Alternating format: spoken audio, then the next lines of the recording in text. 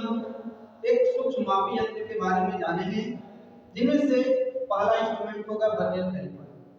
Vernier caliper का आविष्कार जो हमारा किया हुआ है वो पहली वर्नियर ने किया है, जो फ्रांस के वैज्ञानिक थे। इन्होंने ही हमारा वर्नियर कैलिपर का आविष्कार किया है। वर्नियर कैलिपर हमारा एक सूक्ष्म मापी यंत्र है। तो हमारा वर्नियर कैलिपर कौन सा इंस्ट्रूमेंट है? एक सूक्ष्म मापी यंत्र है। ये डायरेक्ट मेजरिंग इंस्ट्रूमेंट है। ऐसे हम पहले कैलिपर के बारे में पढ़े थे, लेकिन वो कैलिपर हमारा इनडायरेक्ट मेजरिंग टूल था, जिसके लिए हमें स्टील रूल की सहायता लेनी पड़ती थी। लेकिन हमारा वर्नियर कैलिपर एक डायरेक्ट मेजरिंग इंस्ट्रूमेंट है। इनका लिस्ट काउंट की बात करें तो इनका लिस्ट काउंट मीट्रिक पद्धति में अर्थात एमएम में 0.02 एमएम तथा ब्रिटिश पद्धति में 0.01 इंच होता है। इनके सिद्धांत की बात करें अर्थात वर्नियर कैलिपर किस प्रिंसिपल पर वर्क करता है, तो वर्नियर कैलिपर दो स्केल के बीच के अंतर पर वर्क करता है। तो वो दो स्केल कौन सा होता है?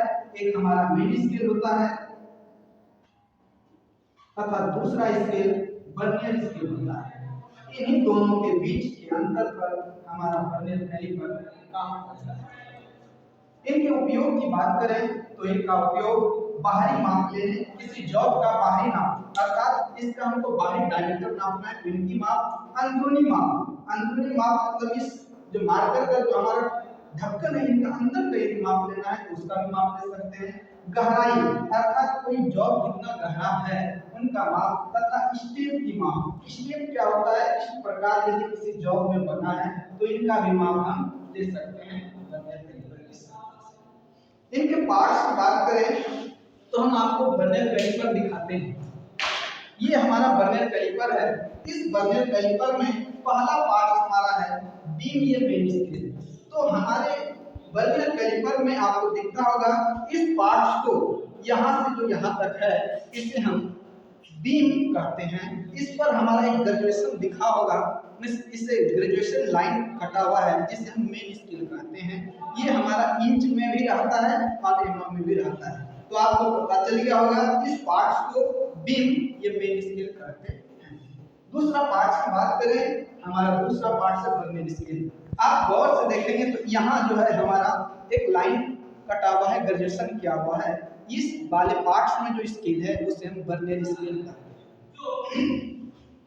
ये तीसरा है फिक्स जॉब। ये वाले पार्ट्स को हम फिक्स जॉब कहते हैं।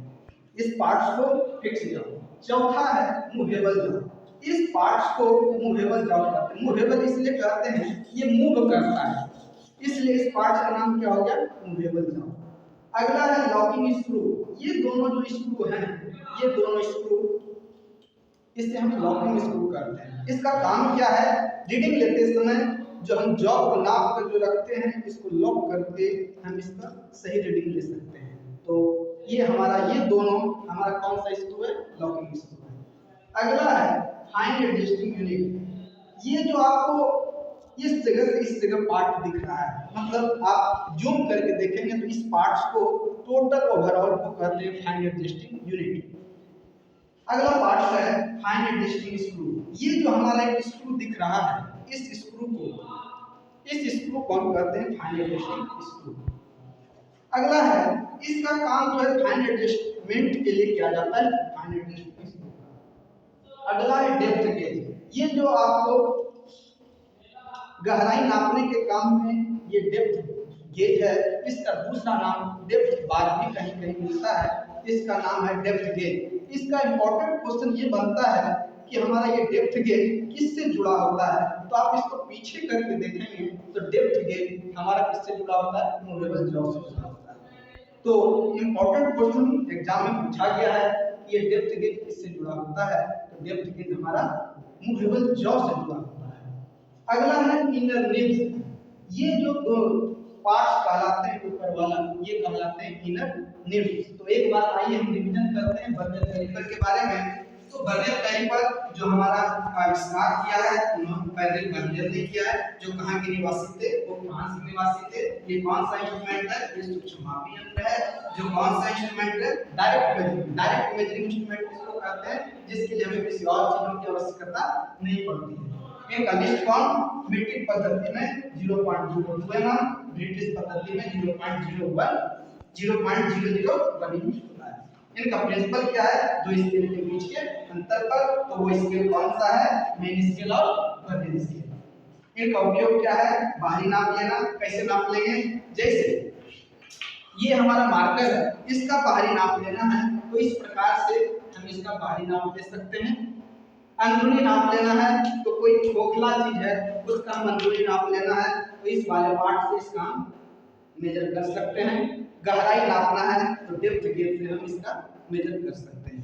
अर्थात ये जो है तीन काम कर सकता है, बाहरी माप कर सकता है, अंदरूनी माप भी, गहराई तथा स्टेप। स्टेप आपको ये दिख रहा है, ये हमारा स्टेप। इनके पार्ट्स को बीम, ये पार्ट को बीम कहें, ये पार्ट को मेन स्केल।